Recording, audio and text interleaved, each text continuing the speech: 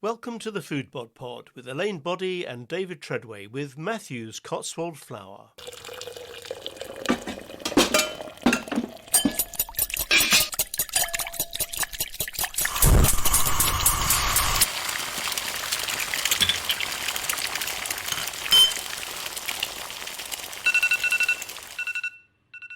So here we are again, David. Nice to be back. Isn't it? And before we talk about the upcoming episode, we'd like so much to thank everybody who has listened and downloaded our first episode. The feedback has been amazing and we are just overwhelmed. The response was more than we hoped for, wasn't it? Absolutely. And looking at the stats, we know where you are. Not exactly, but we know which continents. And the great thing is that we've got listeners downloading the podcast, the Foodbod Pod, on every single continent, over 35 countries, which is absolutely terrific.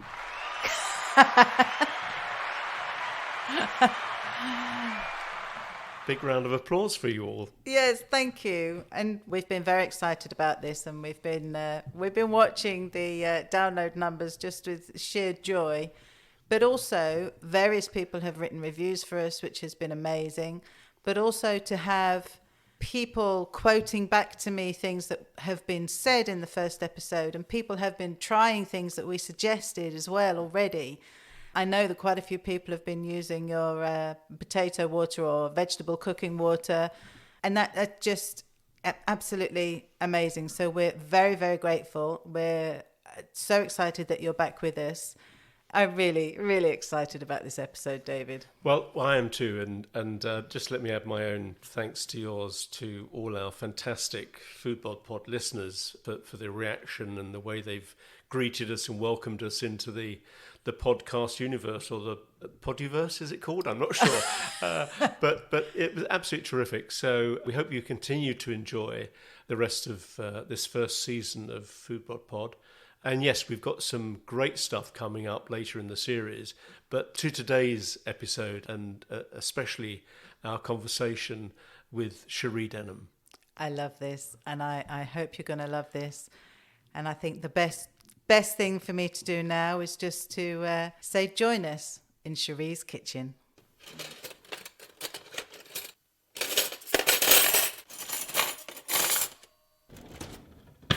This is just so exciting for us because we know each other from Instagram, and that's all where it started from, Instagram and sourdough. Absolutely. And now we're actually here in her kitchen today so that we can talk about Cherie's fabulous food. She's going to share a recipe or two with us and just give us some tips. Before we get into anything else, just tell us a bit about you and what it is about food and cooking. What brought you to food? Why do you love it so much? Whenever I was wee, I just loved going into my granny's kitchen, County Armagh, Portadown. She was a brilliant baker. My great aunt, her sister-in-law, was a great baker as well, and preserver. And my grannies and great aunts on the other side also were. But my mummy never had time to cook because she was a full-time sister in the hospital all over the Troubles.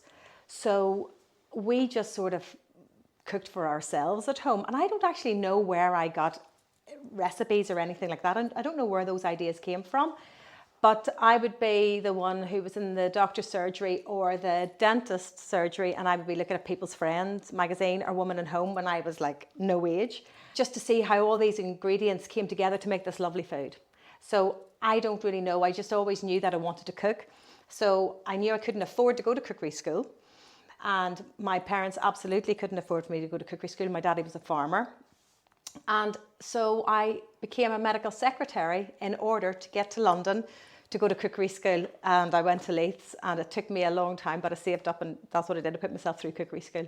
Only for 3 months. I could only afford 3 months, but then I was such a keno, they asked me to stay on to be a demonstration assistant. So do you feel then, if you sat reading the recipes, that you almost kind of absorbed some of the recipes and the cooking ideas as you were reading the magazines? Yes, I think so. And I was just brought to a different place as well. Do you know, I remember thinking, where did they get those ingredients from? And how did they put those together? And then whenever I went into Granny's kitchen, right, the smell on baking day was just incredible. That smell of scorched flour, because she always used a griddle. And there were cakes of, she called them cakes of bread. wheaten bread lined up, soda farls lined up, and then you opened her cupboard and there'd be like all the different jams. It was like all these like jewel pots of jams. Oh, it was lovely. It was so nice. And then on a Sunday evening we'd go round there, right? And we would always have the most delicious food on a Sunday evening. The fire would be lit, literally, sounds very cliched, but it was a turf fire, coal fire lit, beautiful. Oh, so nice. It's everything that I didn't grow up with. Oh. And everything that just sounds just so perfectly romantically wonderful about cooking and baking and what you grow up with. And it sounds like a perfect granny. And well, no, she was fierce. Oh, well, yes. She was definitely fierce, but a lovely woman. She had 13 children. She made all this food for them, and anytime anyone would come round to the house, she would look after them as well, and you know, the cakes and everything, all that sort of stuff. So definitely, yeah. So, I mean, I see all the preserving and everything you do. So is that where it all comes from? I'm sure, yes, I'm sure it is. And my Auntie Evelyn and my Aunt Evie on my daddy's side as well, they were great preservers as well. So I think that's where I get the whole love from, of going around the hedgerows and scouring around the hedgerows and seeing what I can use. And you know, now at the moment it's rose hips and there's sloes and the crab apples have gone, but I've got some that I kept in the freezer. And I love that whole alchemy of the way food comes together. Like you've got this murky stuff, liquid that comes through a jelly bag. You add sugar and you heat it up and suddenly this foam clears on the top and you've got this crystal clear liquid underneath that you pour into jars. And it's like, how did that ever happen? Do you know, I love stuff like that. I love seeing how the ingredients come together to do that. When I first started to teach myself how to make Middle Eastern food and, yes, you know, foods from the forest and things like that, I wanted to understand how different spices went together and to understand, you know, what did people put, you know, in the recipes. So I did a similar thing. I read a lot of cookbooks. I didn't make the recipes necessarily, but I read a lot. So I bought all the Ottolenghi cookbooks. I read what spices they were putting together and things to start to have an understanding of what was paired and what you used in different places. So a similar kind of absorption of the recipes to start to understand where was their starting point. If you took a certain ingredient, what was the key thing that they would put with it? You know, just to have some education. Yeah, but what made you want to go down the Lebanese or the Middle Eastern route? What was it? Was it a restaurant around you, or what was it that you really... Because I lived in the Middle East as a child. Oh, I did not know that. Oh, did you not? No. Oh, okay. Oh my goodness. Where? Well, I lived in Dubai before anyone had ever heard of it. I moved to Dubai in 1984 when I was 12 years old. Oh my gracious. So I lived there when it was still mostly desert. But that's where all of my influences and interests come from in food. That's where my tastes were formed, really.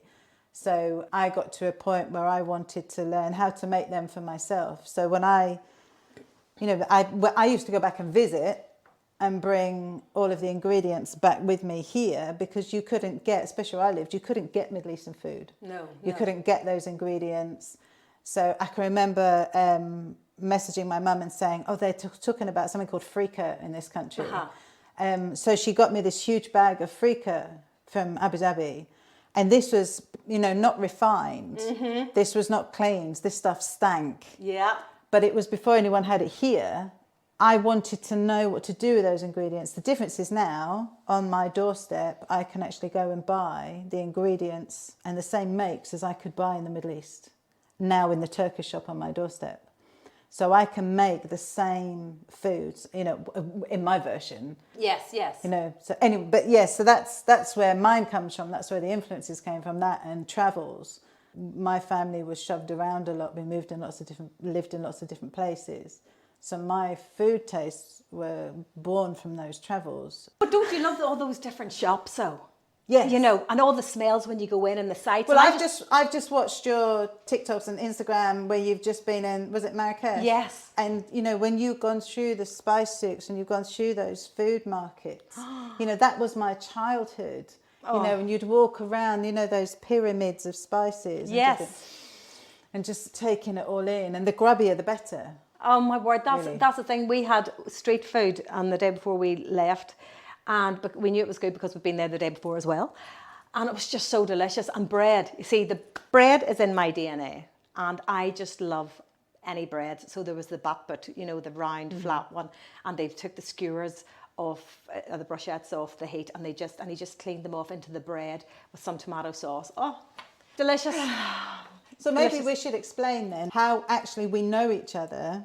So this was during lockdown when you decided to start trying to make sourdough.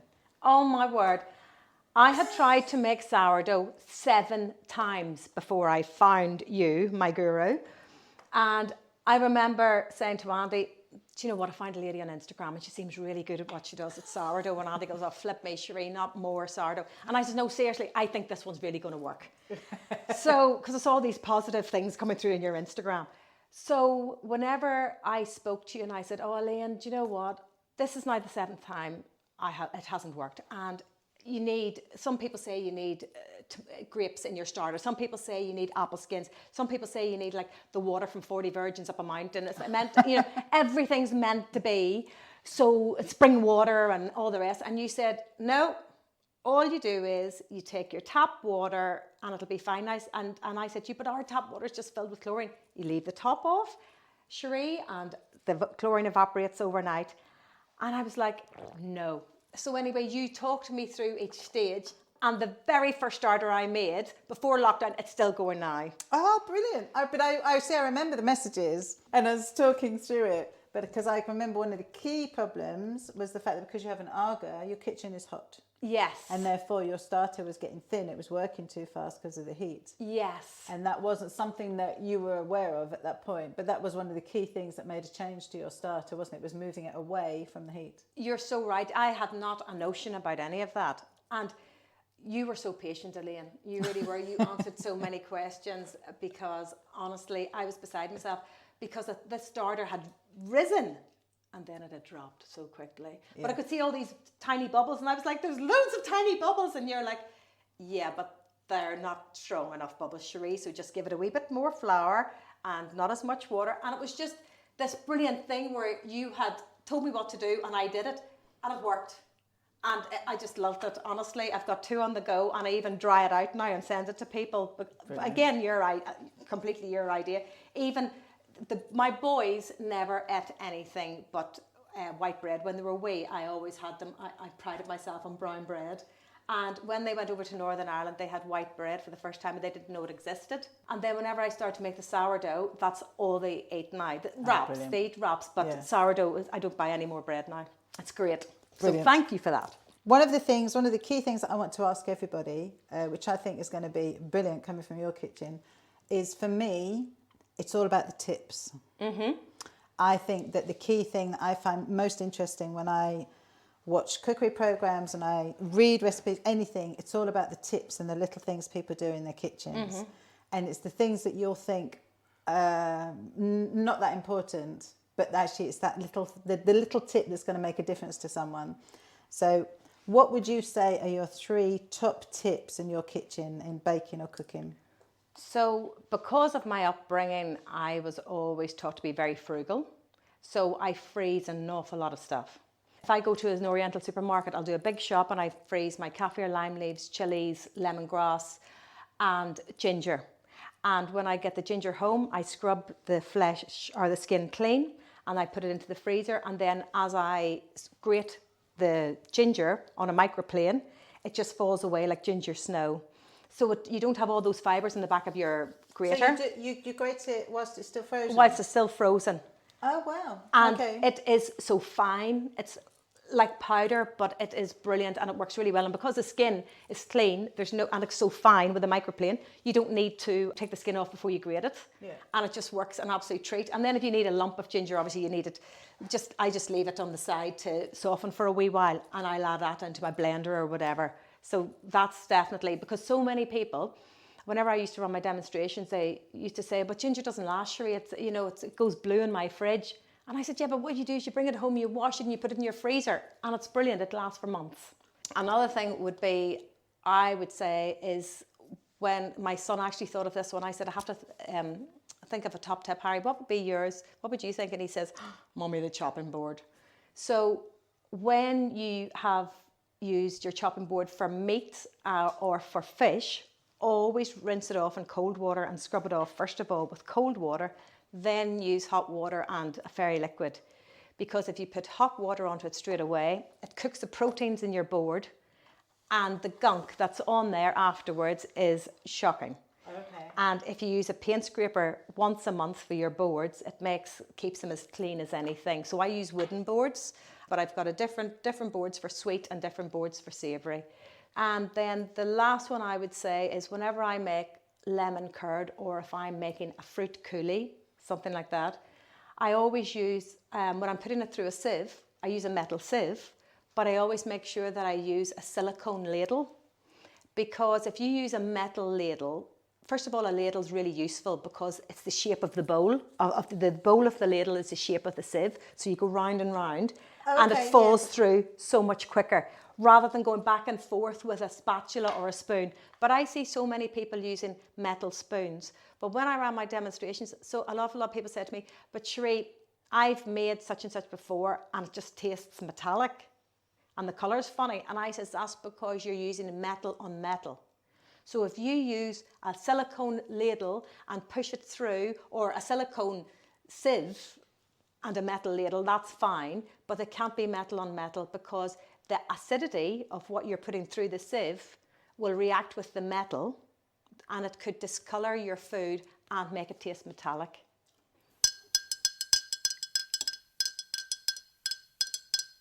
You're listening to the Foodbod Pod with Matthew's Cotswold Flour, award-winning flour created by farmers, millers and bakers. Well, David, I don't know about you, but my stomach was already rumbling at this point, Absolutely. listening to Cherie. And just a mine of just endless knowledge. So Cherie's top tips, just brilliant, but also to hear about her influences. Yes, the way she talked about her upbringing and her memories of her granny, I just thought it was absolutely wonderful. And without being too patronising, I think I could listen to Cherie's voice all day. She's just got such a welcoming, kind of inclusive way of saying, this is me, this is who I am. Oh, and I'm exactly the same as you. I love it. And you feel like she's taken you right back to her childhood and the kitchen and Absolutely, the surrounding. yeah. And you get a real feel of her family history. Yes. And what kind of a woman her granny was. She was fierce. Indeed. So what we're going to do now is hear all about Granny Soda Farls. And this is something I have seen Cherie make quite a lot on social media. So I'm very excited about this. I've never seen her social media demonstrations, but I was absolutely mesmerised. And if we only could capture the smell. But hopefully we have done enough talking and gushing throughout this recording for you to try and capture some of it. But first, one of my other great things, and something else that I will be asking everybody, is about leftovers. Now, I think this is going to fit with your frugal ways, but to me, I love leftovers. Me too, Elaine. I think that they have more flavour than anything else. Whatever I make, I tend to make too much so that there's always leftovers, so that there's something to do with them. So a lot of my recipes have been created from having stuff that's left over and just chucking it in some dough. So what would you say would be your favourite leftovers, your favourite thing to do with some leftovers? So on a Sunday, when we have a Sunday roast, I know you're vegetarian, so maybe not so much for you, but if we have a Sunday roasted chicken especially, I make extra of the pigs in blankets and the potatoes and the vegetables and everything. And I make pot pies with extra leftover roast. So everything goes in. So I mix the leftover chicken with chop up the pigs in blankets, the roast potatoes, the cauliflower, bits of cauliflower cheese, everything. Wow. And put them all into wee pot pies. And do you know what? I bought all my pie pots in the charity shop, and they were like 25p each. And I line them all up and put them there. And then as the boys feel hungry, well, not Harry, he's vegetarian, but as the other two feel hungry, or we do during the week, we just take them out and put them from the freezer into the aga or into the oven, and they're done. Do you need to add a sauce to that, or you just put... Sorry, the gravy goes in as well. So the gravy as well. And then you've got the sauce from the cauliflower cheese. Now, it sounds like a real mashup, doesn't it? Me. But I promise you, it's so nice. And then for Harry, I'll do him more cauliflower cheese and potatoes and vegetables, and then I'll make more sauce, cheese sauce for him. You say pot pie, does that mean it has some pastry over the top? Puff pastry, I just put all butter puff pastry over the top. And honestly, it works a treat. Sounds fabulous. In which case then, that comes on to my next question. What is your favourite family meal? Favourite and kind of easiest, what would be your fast, easy thing for during the week? So it's actually chicken fried rice. I always cook the rice first of all. So I rinse off the rice in a sieve and I do 2 cups of rice, 4 cups of water, put it into the saucepan. I put a tea towel over the top and the lid on top of that, and then I bunch the tea towel all up and tie it with a elastic band. And I simmer the rice for about 10 minutes, then turn the heat off, and then it just gently steams. Once the water has gone down, I put peas on top of that, so they just steam. Then I fry off chicken, broccoli, whatever else. Listen, carrots, whatever I've got, put in hoisin sauce and put in grated ginger, some lemongrass, kaffir lime, mix the whole lot together, put the rice and peas in, and that's it. And then I just make some soy omelets because we've got our own chicken, so we've always got lots of eggs. So I just whisk up a couple of eggs with a tablespoon of soy sauce and do those in the non-stick frying pan, and they're really nice and thin, and just slice those all up, and that's what we have, spring onions on top, and that's what we do. You make it all sound so easy. No, but that, I promise you that is. And then obviously I just take the chicken, do Harry a separate bag, a separate frying pan, or wok for him. And then whatever's left over, he takes back to uni with him. So then my question probably will fit with Harry as well. So, as you mentioned, I'm vegetarian. Yes. Okay, so if I was coming for dinner, what would you make for me? So I would make for you this, which is just a sheet of all butter puff pastry, and then over the top of that is ricotta mixed with parmesan and Gruyere, and then in a frying pan I roasted off or toasted off, fried off, whatever, some aubergine, and then I put the baby plum tomatoes into the oven for 15 minutes with some salt, pepper, and a wee bit of tarragon and thyme over the top, a dried tarragon and thyme. And then over the top of the puff pastry, you put the cheese mixture with the ricotta and the eggs, and then you put over the roast vegetables. Then there's going to be lots of roquette over the top and more wee baby tomatoes that have been roasted off, and big shavings of pecorino and parmesan. My problem now is, of course, we're gonna see how good these mics are, whether they're gonna get my stomach rumbling, really. And this is a recipe that you're giving us, isn't it? Yes. Okay, so we're going to have a link to this recipe that's going to be on our webpage so that people can go and find it. So Well, do you know what's good about it too, Elaine? Right, you can have everything done in advance the day before, and then the next morning or whenever your friends are coming over or whatever, or for your own supper, you just put it all together in like 5 minutes and get it into the oven, and it's done. I deprived myself of pastry because I love pastry and I could eat it in a big way. So I am thoroughly looking forward to that. In fact, I think we should just keep going so that we can get on to lunch. Marvellous, marvellous. Okay, so you're going to make a couple of things for us. Yes. Cherie has an aga, so she's going to be talking about how she cooks in an aga as well and what the slight differences might be. So please tell us, what are you going to make? Right, so I'm going to make some Irish Soda Farls. I'm so pleased about this because I've seen you put these on Instagram. I have lusted over these and they look amazing. Oh, do you know what? They're just, and I know I say this all the time, they're simple, they're this or that. Here I've got in a bowl 400 grams of plain flour. Okay. Right? So into this bowl I'm going to put a teaspoon of salt and a teaspoon of bicarb of soda. So years ago, my granny would have put the bicarb of soda into her hand and she would have really pressed it through. Nowadays, I sieve it. The reason you would sieve it or press it through your hand is to get any lumps out of the bicarb of soda. Otherwise, you have yellow bits through your bread. And that was not something I've never sieved my bicarbonate of soda. That's really useful.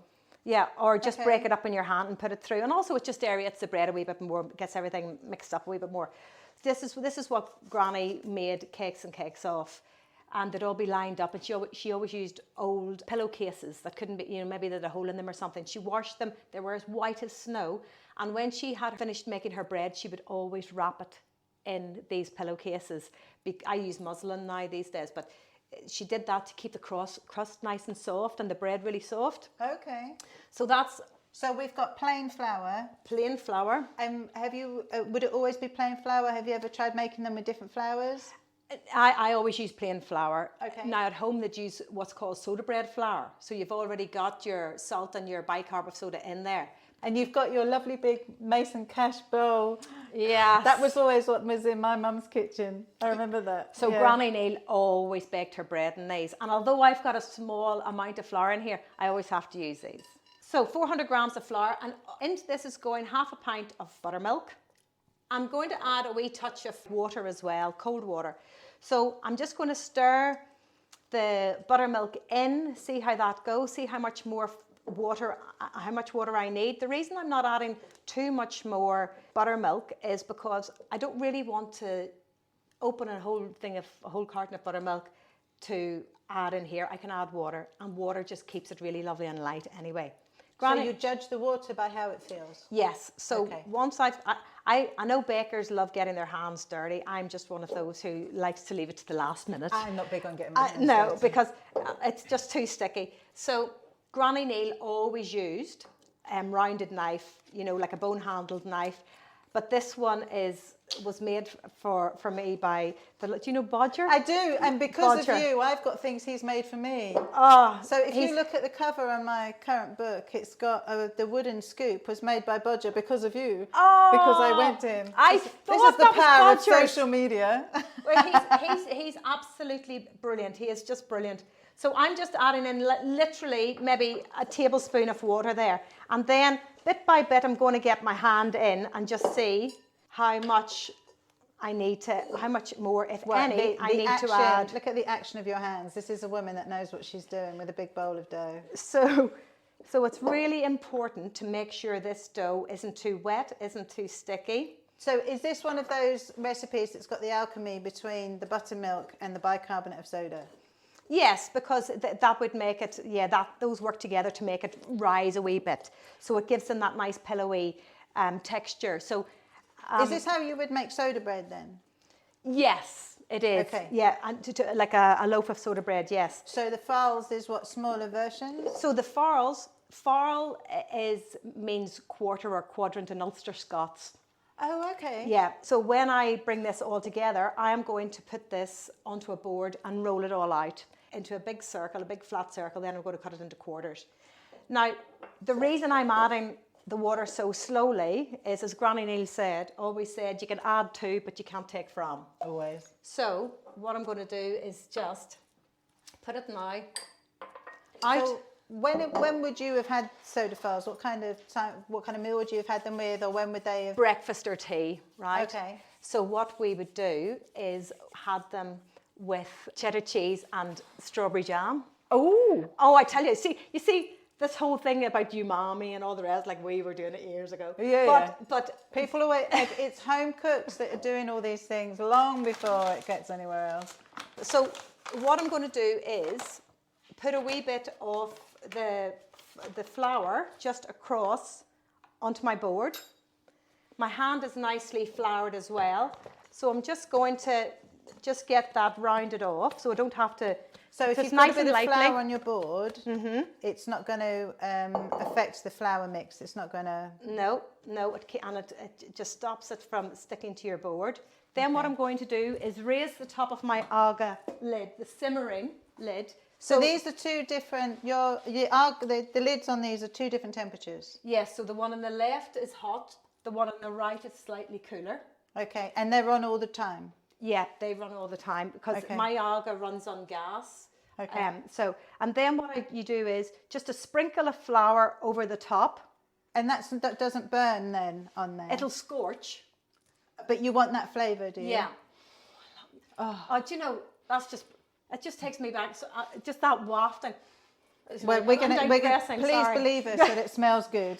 Just the flour on top. So Granny obviously used a griddle pan. If you don't have griddle pan or the aga whatever, just do it in a frying pan, a dry frying pan with a nice bit of flour in the bottom, just a tiny bit, just to get it slightly scorched. So did you grow up with an AG, or you had to No. learn how to cook with one? I learned to cook with one. Okay, well, I'm going to ask you for some tips on that once you're done. Yeah, definitely. So now the soda bread or the dough has come out and it's on the floured board. So what I'm doing is just ridging gently. Oh, so you're not rolling heavily? No. You're just... When I do start to roll, I'll do it lightly, okay? Okay, so you just start with just... So all Cherie is doing is taking the roll and just kind of pushing it into it. And it's kept in a round circle, okay? Okay, because when I roll dough out, I never keep the round. I never manage to keep it round. So is this how you Is would? that for pastry even? Or for Anything. bread? I'm not great on pastry and stuff like that. Okay, so when we were at Leith's, we were always taught to keep your pastry round, because a lot of the time it was for a tart or something, do you know what I mean?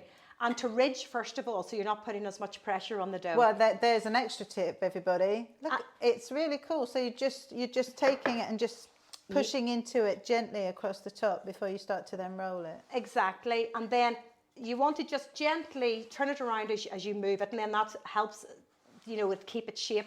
Because I have to be honest, whenever I started doing it, my circles weren't really circles; they were more like the map of Tasmania. Do you know what I mean? They were sort of that shape. So what you want to do is just take it to about the size of a dinner plate, because you have to remember it's going to be thin now, but it's going to rise, is it? That's right, with the bicarb soda, okay, it's going to rise. So now we've got it in a nice circle. So what I'm going to do is just cut it in half. And we're talking, the round is literally about the size of a dinner plate. Yeah. And then you're cutting it into the quarters. And then in quarters. And we're probably talking about 1 centimetre thick. Yes. Yeah. And then we're going to take each piece, each quarter.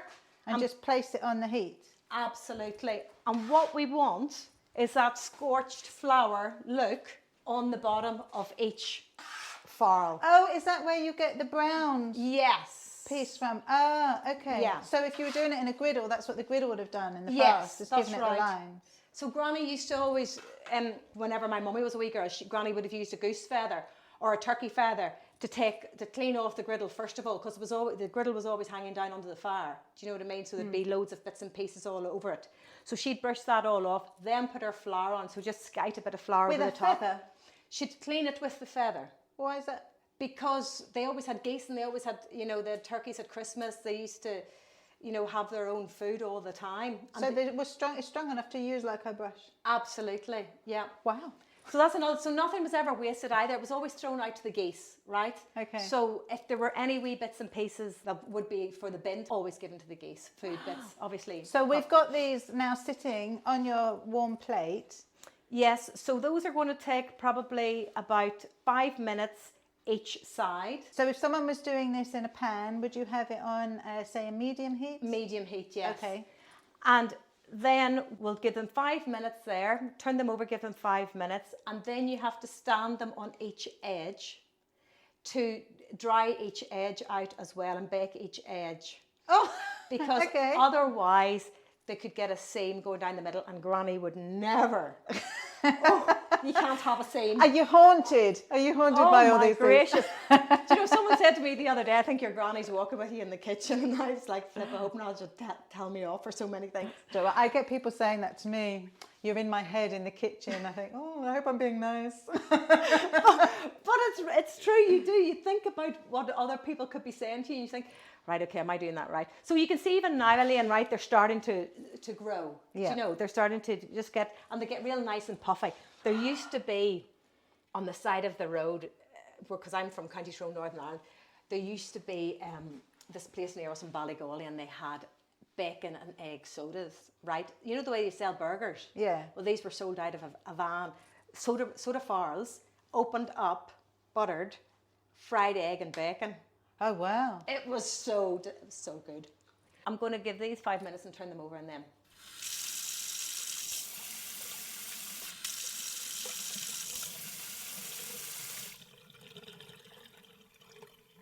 Whilst the soda farls are cooking, let me tell you about the flour that Cherie has used to make them.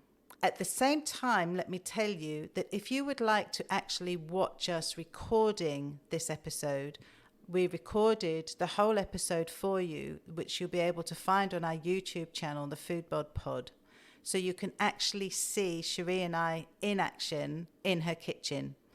So please keep in mind that this was as we were recording the podcast, so we don't look at the cameras particularly, but you'll be able to see what we're doing. You'll be able to see Cherie's actions, and you'll be able to see what she's using. So what you will see is that she used Matthew's Cotswold flour, organic plain flour, when she made these soda farls. But on other occasions, she uses the Matthew's Cotswold flour, standard plain flour, so it doesn't have to be the organic version.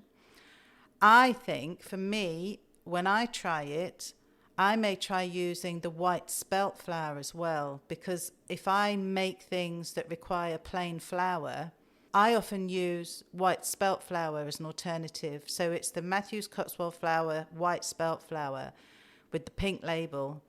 And I use that a lot. So if I make cakes or anything that wants a softer flour, that's what I tend to use.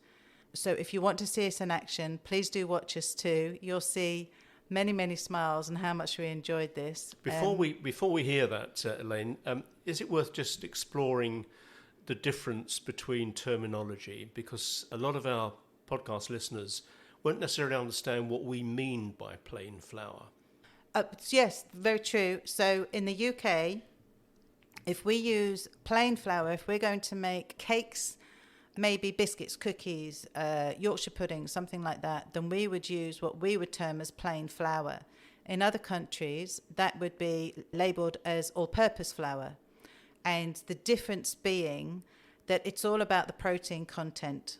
So if you make bread and you use a strong flour, typically the protein content is between 12.5% and 13%. Or if you look at the nutritional label, it's between 12.5 to 13 grams per 100 grams of flour. When you look at plain flour, it tends to be more like 9 to 10%, or 9 to 10 grams per 100 grams. So either look for a plain flour or all-purpose flour, but you'll see exactly what Cherie used if you look at the imagery. And also the white spelt flour would do the same thing because it has a similar level. And it's about the softness. You know, sometimes you want a softer flour so you get that different finish. And that's what these flours will do for you. So if you used strong white bread flour to make soda farls, it's just too strong, is it? You could still use it. I would say it would still work. You might get maybe a chewier texture, whereas the soda farls, as we've discovered when we tried some, are a softer finish. I would err towards a softer flour. I mean, I would even consider, trying a whole grain spelt flour. I think that because this is not like baking a loaf that needs to hold its shape. This is baking something that is flatter, but also it's sturdier because you've got the buttermilk in it, so it's a thicker dough. But still beautifully soft, though. Yeah, exactly. Yeah. And the flour adds to that. Yes. Excellent. Okay. I think that was worth explaining. I mean, I know that all-purpose flour is one particular brand in the States that's very popular, and that's about 11.7%. And a lot of our fellow bakers in the States use that for their bread. Yes, absolutely. And it again, it can be something that evens out. So if people ask me about wanting a slightly softer loaf, I will suggest that you use a split between a strong white bread flour or a stronger flour and all-purpose, and plain and the white spelt flour. I hope that's helped people to understand what the alternatives are that you might be able to use in your kitchen. But now we're going to take you back to the soda farls being finished.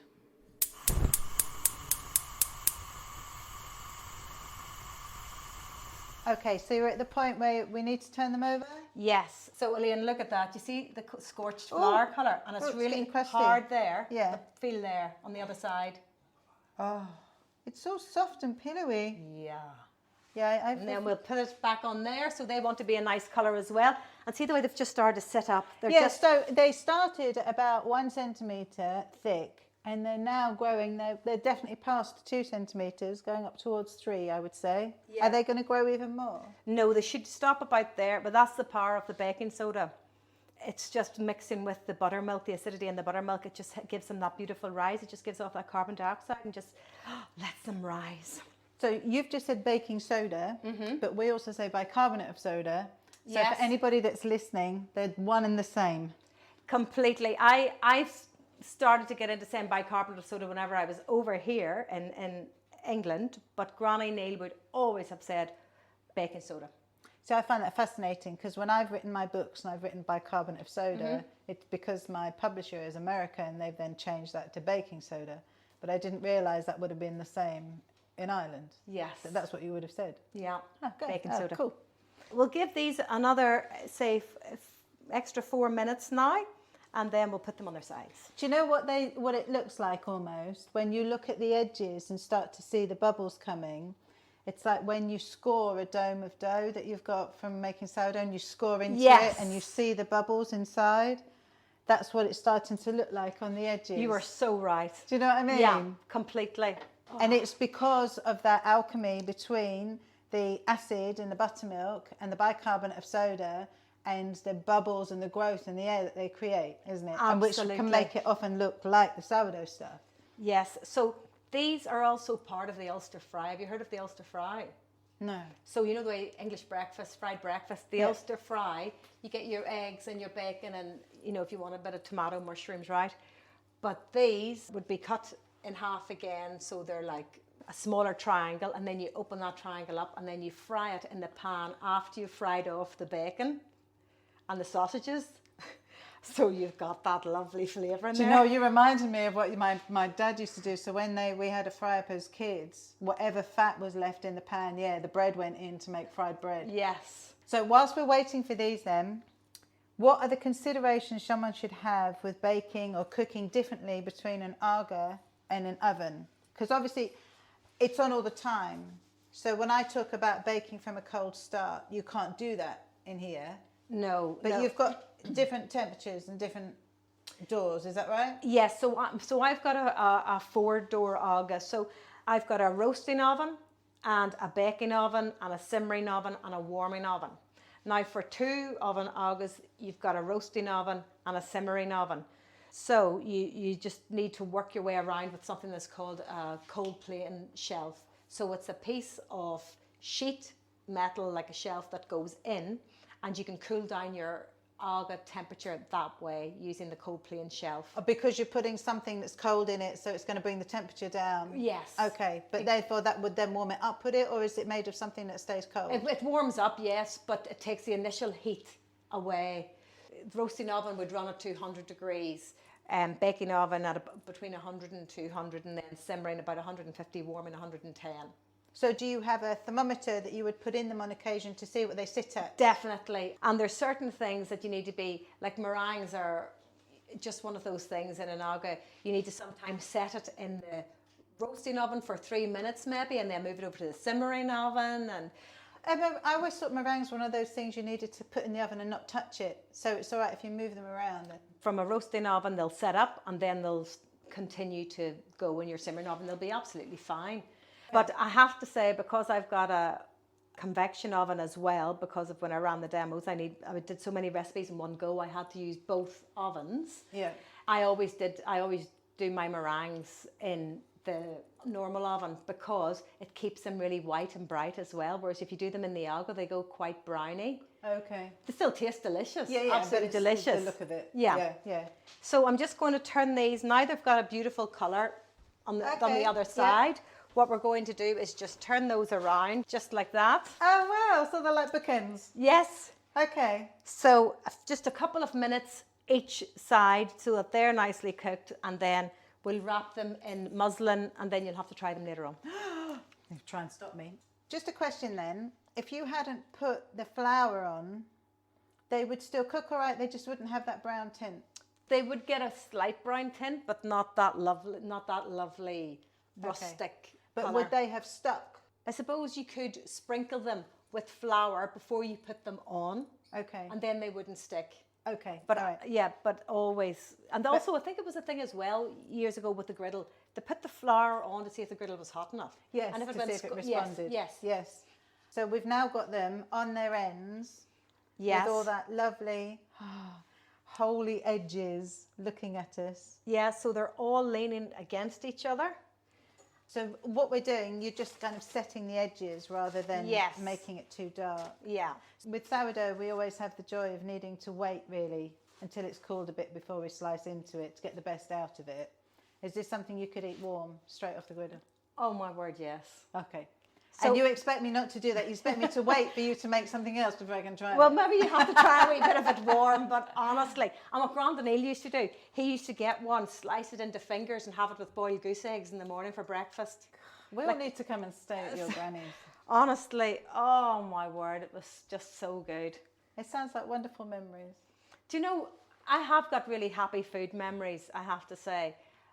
From whenever I was wee, we had the bread man who came round because Mummy, as I say, Mummy never baked. And what Granny Neil gave us on a Sunday would never have lasted us as a family. I've got 3 sisters. Would never have lasted us in the family throughout the week, right? So with the bread man, he used to come on a Saturday.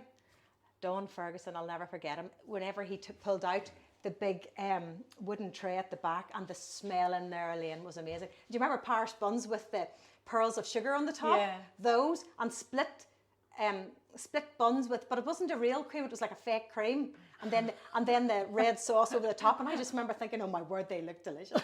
But we couldn't afford those, so we never got those, but we got nutty crust bread in wax paper. And nutty crust was like a batch bread, but it takes 24 hours to make. Interesting. Right. A fermentation stage. And it's real funny because my cousin married Mr. Nutty Crust's granddaughter, so we say that's the closest thing to celebrity we have in our family, right?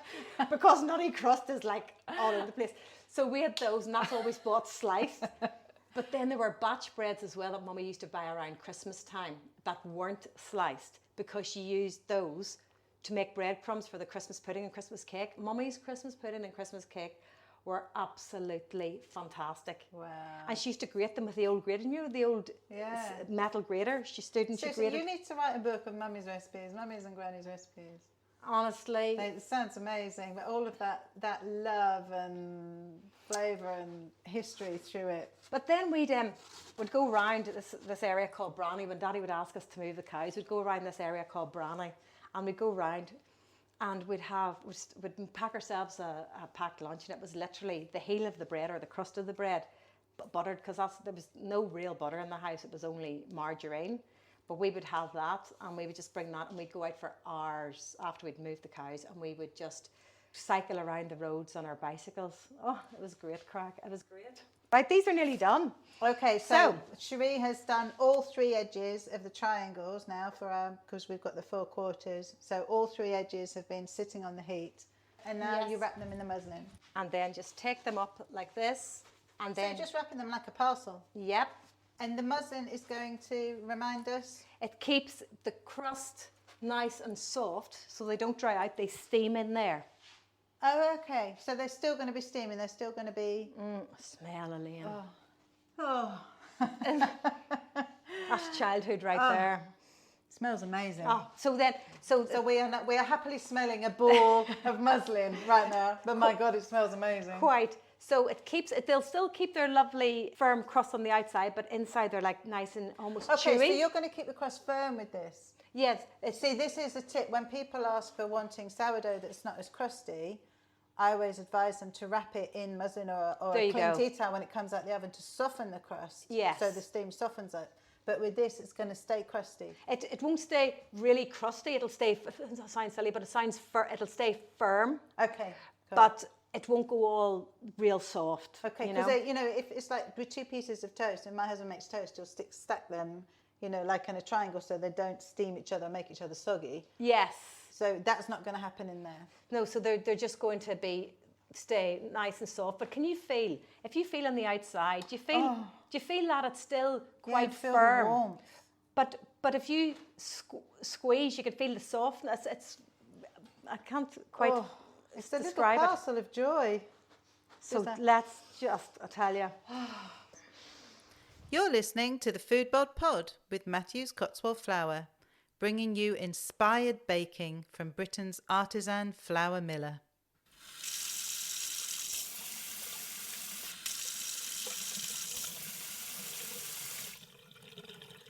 Massive, huge thank you for having us here today. It's just been amazing. I am very hungry now, but it's just been brilliant. And I don't think you realise what a wealth of knowledge you are. Oh, you're too kind, But Elaine.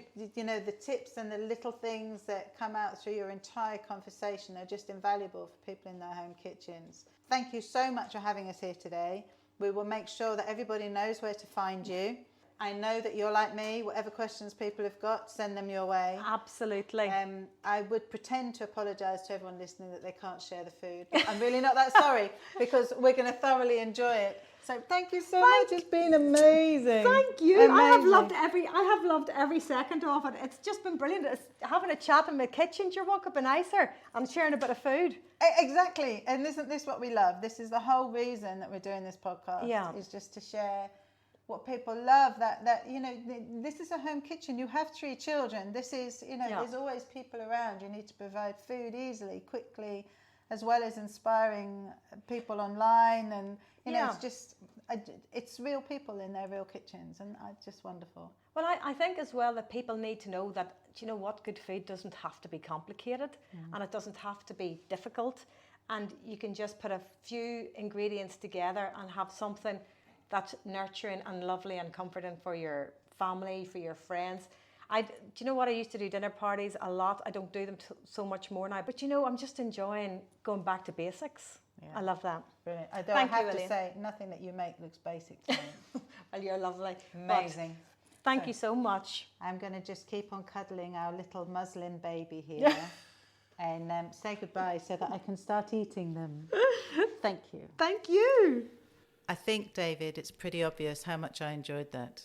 I enjoyed watching it. And of course, we all ate what she made afterwards, and it was just absolutely super.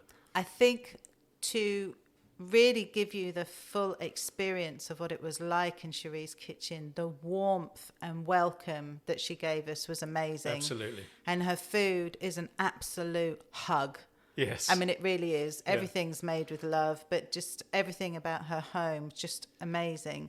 If you would like to find the recipes, if you go back to our website, thefoodbodpod.com, you will find Cherie's Soda Farls recipe and her vegetarian tart recipe on the website. She's written them out for us. You can also find Cherie on Instagram at Cherie Denham Cooks, but all those links will be on our website. They'll also be on the YouTube channel so that you can watch us. We really hope you've enjoyed this, and we hope that you tell all your friends that they need to listen. Absolutely. And listen to the wonderful accent and the wonderful tales from Cherie. And just a welcoming person. We really did enjoy our time with her, didn't we? We did, and I think this also goes back to what food gives you. I only know Cherie through social media. Yes. Through, as we said, helping her with her sourdough. Our connection has continued with applauding each other and loving what each other shares. I mean, her food extends even further than all of this. You know, she's got so much to offer. So there's and more to come later in the season. Absolutely. So if you did like listening to Cherie and you'd like to have another really fabulous recipe from her, she will be back. I don't think it's going to be the last time you hear from her with me either. So please watch this space.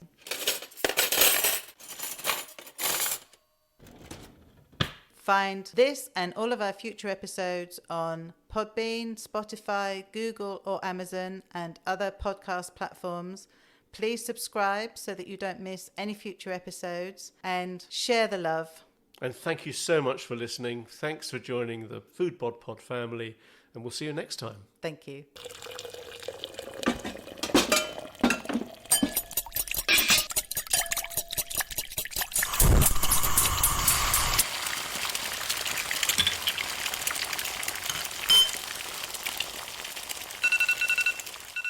You've been listening to the Foodbod Pod with Matthew's Cotswold Flour, award-winning flour created by farmers, millers and bakers.